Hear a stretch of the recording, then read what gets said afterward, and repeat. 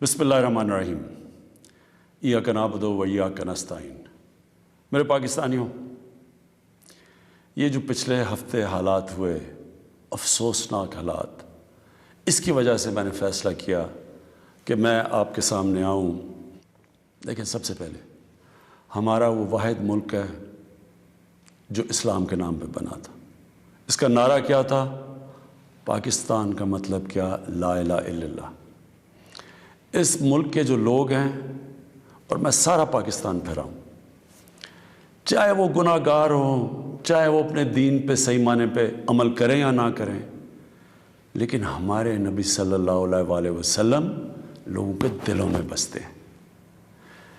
इसलिए जब भी कहीं भी दुनिया में उनकी शान में किसी किस्म की गुस्ताखी होती है तो हमें ये तकलीफ़ मिलती है। लेकिन क्योंकि मैं दुनिया फिरा हुआ हूँ, सिर्फ हमें नहीं तकलीफ़ मिलती, जो भी जहाँ भी दुनिया में मुसलमान बसता है उन सबको तकलीफ़ होती है। अब पिछले हफ्ते और ये जो अफसोसनाक हालात हुए, एक जमात ने ऐसे लगा ऐसे कि उनको शायद बाकी पाकिस्तानियों से ज़्यादा प्यार है अपने नबी से। देखें, वो जो TLP का जो मकसद है, जिसकी वजह से वो लोग बाहर निकाल रहे हैं, मैं आपको यकीन दिलाता हूँ कि वही मेरा मकसद है, वो मेरी गवर्नमेंट का मकसद है।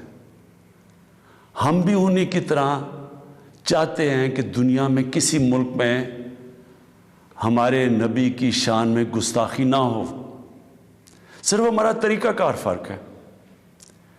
TLP का क्या तरीक़ाकार है और मेरी गवर्नमेंट और मेरा जब से हम आए हैं, हम क्या कोशिशें कर रहे हैं कि दुनिया में ये गुस्ताखी ना की जाए उनकी शान में, वो ये है।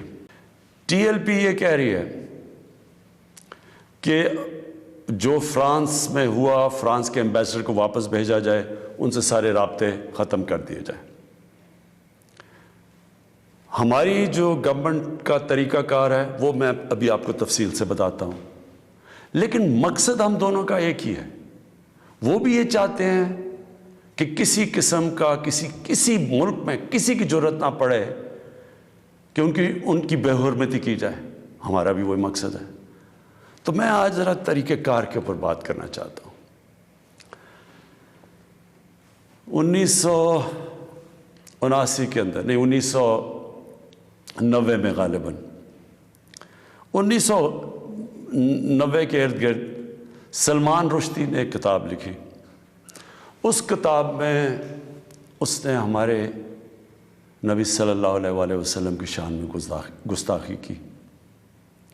पाकिस्तान में पब्लिक सड़कों पे निकली, यहाँ अमेरिकन एम्बेसी पे अटैक किया और लोगों की शहादतें भी हुई। उसके बाद आप उठा के देख लें कि हर थोड़े सालों के बाद कोई ना कोई मगरब के किसी मुल्क में उनकी शान में गुस्ताखी करता है। मुसलमानों को तकलीफ़ होती है, कहीं बाहर रिएक्शन भी होता है, या हमारे मुल्क में मुजाहरे भी होते हैं, लेकिन ये हर थोड़े सालों के बाद यही सिलसिला आगे बढ़ जाता है। तो क्या हमने अभी तक कोई फ़र्क पड़ा इस अप्रोच से? यही TLP कर रही है। ये भी ये पाकिस्तान में कह रहे हैं कि मुजाहरे करेंगे हम, और किए हैं उन्होंने, और हम सड़कों पे आ जाएंगे, पहले भी किए हैं, कि अगर हम एक्शन ना लें। अब क्या मेरा सवाल ये है कि क्या फ्रांस के एम्बेसडर को वापस भेजना फ्रांस में और उनसे सारे ताल्लुकात तोड़ देना, क्या उससे ये रुक जाएगा? क्या उससे क्या तो कोई गारंटी है कि उसके बाद उनकी शान में कोई गुस्ताखी नहीं करेगा? कोई गारंटी है? मैं मगरब को जानता हूँ, मैं आपको गारंटी करता हूँ कि अगर आप ये करेंगे, अगर हम ये करें पाकिस्तान, तो इसके बाद किसी और यूरोपियन मुल्क में यही होगा। आज़ादी के राय पे नाम पे वहाँ उन्होंने ये एक आज़ादी राय का इशू बनाया हुआ है। उसके नाम पे वो कहेंगे अच्छा, आज़ादी राय की वजह से इन्होंने ये किया, हम भी ये कर रहे हैं, वो भी कोई गुस्ताखी करेंगे। क्या फिर उसके एम्बेसडर को भी हम वापस भेजेंगे? और 50 मुसलमान मुल्क हैं, کوئی بھی اس طرح نہیں کر رہا, کوئی وہاں کہیں مظاہرے نہیں ہوئے, وہ بھی نہیں کہہ رہے کہ ایمبیسڈر کو واپس بھیجو. تو اس کا پہلے تو کوئی فرق نہیں پڑنا لگا فرانس کو. لیکن میں آپ کو یہ بتاؤں پاکستان کو کیا فرق پڑے گا. سب سے بڑا فرق یہ پڑے گا ہمارے ملک کو کہ بڑی مشکلوں سے ہماری معیشت اٹھ رہی ہے. بڑی دیر کے بعد پاکستان کے اندر انڈسٹری اوپر جا رہی ہے. لارج اسکیل انڈسٹری بڑی دیر کے بعد اٹھ رہی ہے. نوکریاں مل رہی ہیں لوگوں کو. ہمارے ملک میں دولت میں اضافہ ہو رہا ہے. ہماری ایکسپورٹس بڑھ رہی ہیں. ہمارا روپیہ مضبوط ہو رہا ہے. بڑی دیر کے بعد روپیہ مضبوط ہوتا جا رہا ہے. جب روپیہ اوپر جاتا ہے تو مثلا پیٹرول اور ڈیزل سستا کیا ہے. باہر کی جو چیزیں ہم اگاتے ہیں وہ سستی ہونی شروع ہو گئی ہیں. جب ہم فرانس کے ایمبیسڈر کو واپس بھیج کے تعلقات توڑیں گے ان سے, اس کا مطلب کہ یورپین یونین سے ہم تعلقات توڑیں گے. اس کا مطلب کیا کہ جو ہماری آدھی ٹیکسٹائل کی ایکسپورٹس ہیں وہ یورپین یونین میں جاتی ہیں. تو اس کا مطلب آدھی ہماری ٹیکسٹائل ایکسپورٹس وہیں ختم ہو گئی. اس کا مطلب بے روزگاری, فیکٹریاں بند ہو جائیں گی. اور اس کے آگے کیونکہ آدھی ہماری مین ایکسپورٹ ٹیکسٹائل ہے, جب ٹیکسٹائل آدھی رہ جائے گی ایکسپورٹ, ہمارے روپے کے اوپر پریشر پڑے گا, روپیہ گرے گا, مہنگائی بڑھے گی, غربت بڑھے گی. تو نقصان ہمیں ہوگا, فرانس کو کوئی نقصان نہیں ہونے لگا. تیسری چیز اب ہم نے اس کے اوپر جب یہ ہوا تو میں پہلے ذرا آپ کو تھوڑی تفصیل پیچھے بتا دوں. یہ ہم 2-2.5 مہینے سے لگے ہوئے تھے. ہماری گورنمنٹ TLP سے مذاکرات کر رہی تھی. ہم ان کو یہی چیزیں سمجھا رہے تھے کہ اس سے نقصان ہمیں ہونے لگا ہے, ان کو نقصان نہیں ہوگا, ہماری عوام کو نقصان ہوگا. مذاکرات چلتے جا رہے تھے. انہوں نے کہا جی اسمبلی میں رکھو, اور اسمبلی جو فیصلہ کرتی ہے. ہم نے فیصلہ کیا ٹھیک ہے ہم اسمبلی میں یہ رکھتے ہیں. لیکن ہم پھر دیکھنا شروع کیا کہ ان کی موبلائزیشن نیچے ہو رہی ہے, ان کی تیاریاں ہو رہی ہیں اسلام آباد آنے کے لیے. ایک طرف مذاکرات چل رہے ہیں, ایک طرف اسلام آباد آنے کی تیاریاں ہیں. پھر ابھی مذاکرات چل رہے ہیں اور ہم نے یہ فیصلہ کیا ہوا تھا کہ ہم اسمبلی میں رکھیں گے اس ایشو کو. تو پتہ چلا کہ انہوں نے پہلے اناؤنس کر دیا کہ جی اب تو فرانس کا اگر ایمبیسڈر آپ واپس نہیں بھیجیں گے تو ہم سارے اسلام آباد میں دھرنا دیں گے. تو یہ اس کے بعد یہ ہماری بات چیت ٹوٹی. اس کے بعد پھر یہ اریسٹ ہوئے. اب میں صرف آپ کو بتانا چاہتا ہوں کہ اس سے اب تک ہوا کیا ہے ہمارے ملک میں. ذرا دیکھ لیں کہ ہم نے اپنے آپ کو کتنا نقصان پہنچایا. اب تک 40 پولیس کی گاڑیوں کو جلا دیا گیا. لوگوں کی پرائیویٹ پراپرٹی کے اوپر کئی لاکھوں کروڑوں روپے کا نقصان ہوا ہے. 4 پولیس والے شہید ہوئے ہیں. 800 سے زیادہ پولیس والے زخمی ہوئے ہیں. پہلے دن جب شروع ہوا تو تقریباً 100 سڑکیں بلاک کر دی. اس سے جو عوام کو نقصان ہوا, اس سے کئی جو آکسیجن کے سلنڈرز نہیں جا رہے تھے, بیچارے جو کرونا کے مریض ہیں, ان میں اموات ہوئی. اور پھر باہر سے کود پڑے لوگ, ہمارے پاکستان کے دشمن. ابھی تک ہم نے جو 4 لاکھ ٹویٹس کو انالائز کیا, ان میں سے 70% فیک اکاؤنٹ سے تھی. مثلا پروپیگنڈا, جس طرح یورپین یونین کی ڈس انفارمیشن لیب نے جب بتایا کہ ہندوستان کی کوئی 600 سائٹس ہیں, فیک سائٹس, میڈیا سائٹس, جس سے وہ فیک نیوز اور پروپیگنڈا کر رہے ہیں پاکستان کے خلاف. تو یہاں بھی ہمیں پتہ چلا کہ 380 ہندوستان کے انڈیا کے گروپ تھے جو کہ واٹس ایپ سے فیک نیوز چلا رہے تھے کہ سول وار ہو گئی پاکستان میں.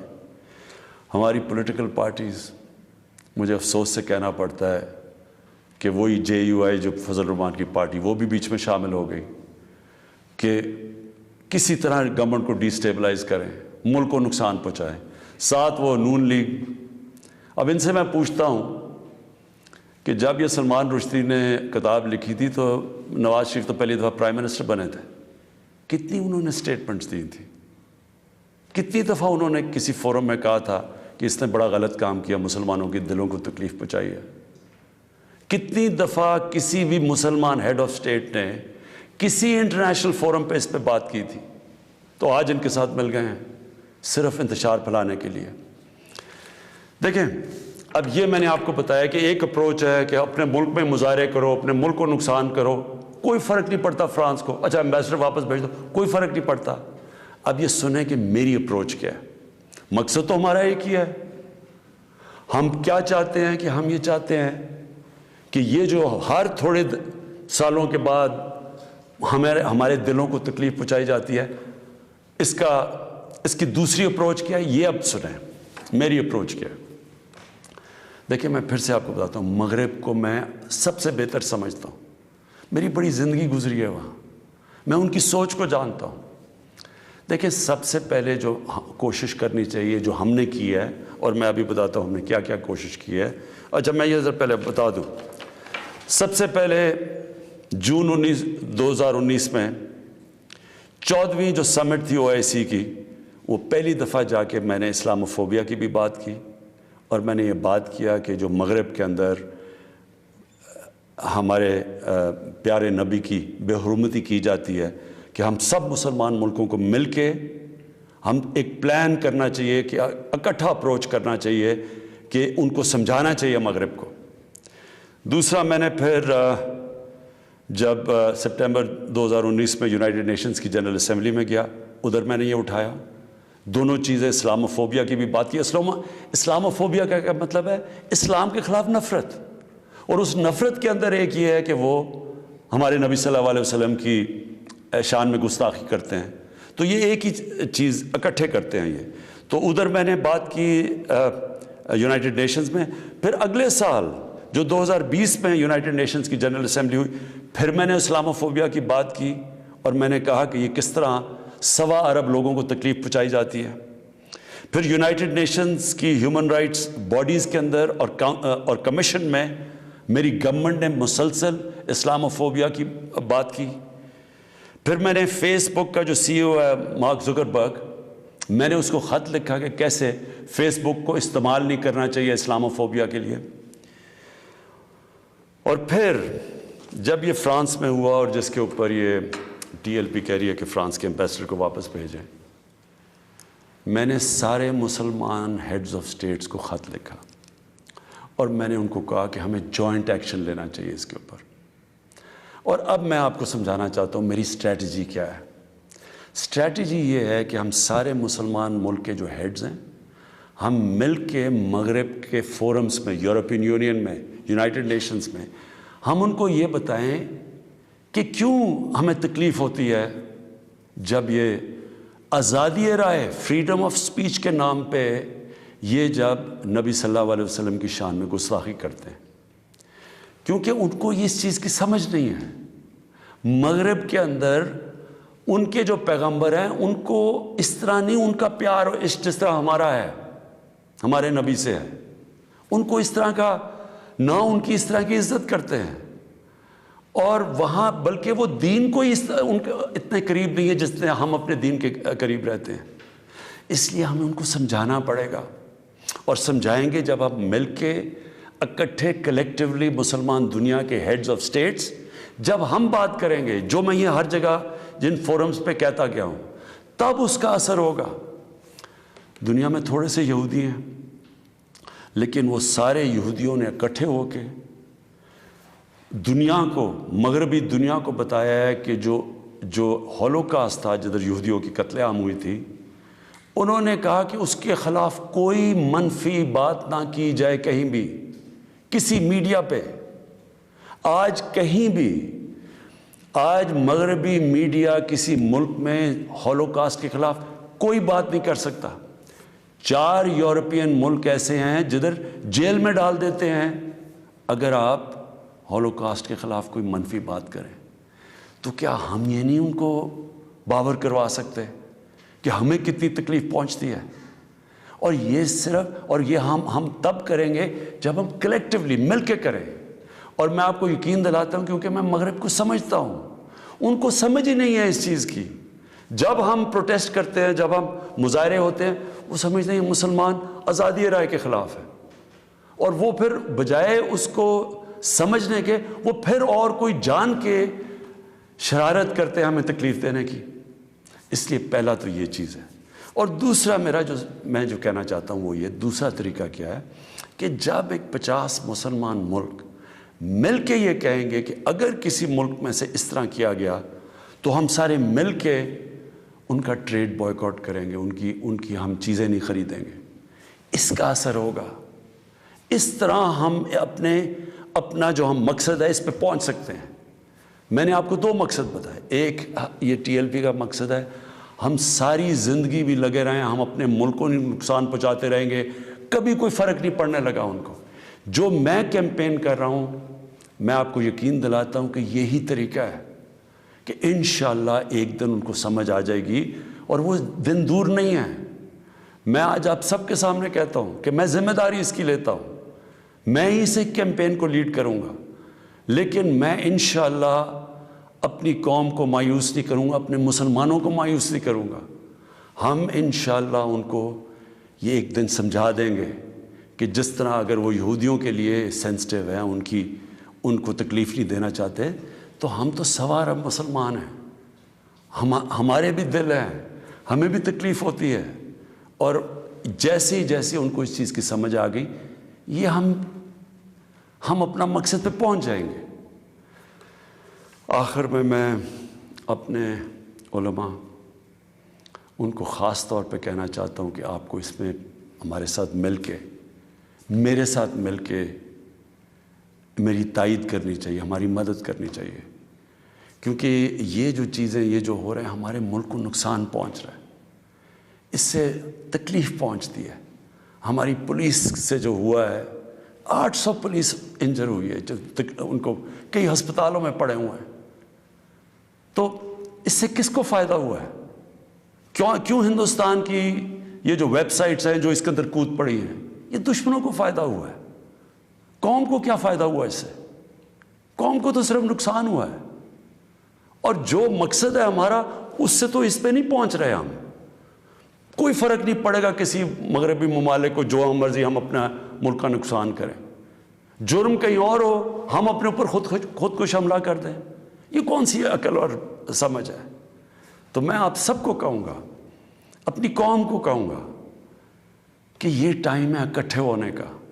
ہمارا ملک بڑی مشکلوں سے اس طرف نکل رہا ہے کہ ہم اب اوپر آنے والے ہیں، ہماری معیشت اٹھ رہی ہے، لوگوں کو روزگار مل رہا ہے، ہمارا روپیہ مضبوط ہو رہا ہے، ہمارا ملک کا ڈائریکشن ٹھیک ہے۔ تو یہ ٹائم اپنے ملک کو نقصان پہنچانے کے لیے نہیں ہے، یہ صرف ہمارے ملک کے دشمن ہمیں نقصان پہنچائیں گے۔ ہم سب کو اب اکٹھے ہو کے اللہ کا شکر ادا کرنا چاہیے کہ ہم یہ 2 سال بڑے مشکل وقت سے گزرے ہیں، حالانکہ ہمارے پاس اس وقت کرونا کا ایک تیسرا ویو آیا ہوا ہے، اس کے اوپر ہمیں سب کو مل کے SOPs پہ چلنا چاہیے، اللہ سے دعا کرنی چاہیے کہ ہمیں اس مشکل سے بھی نکال دے، اور پھر اس کا شکر ادا کرنا چاہیے کہ یہ ہم 2 سال کے بعد ایک قوم، ہماری معیشت اٹھ رہی ہے، تو ہم اس کو نقصان نہ پہنچائیں۔ پاکستان پائندہ باد۔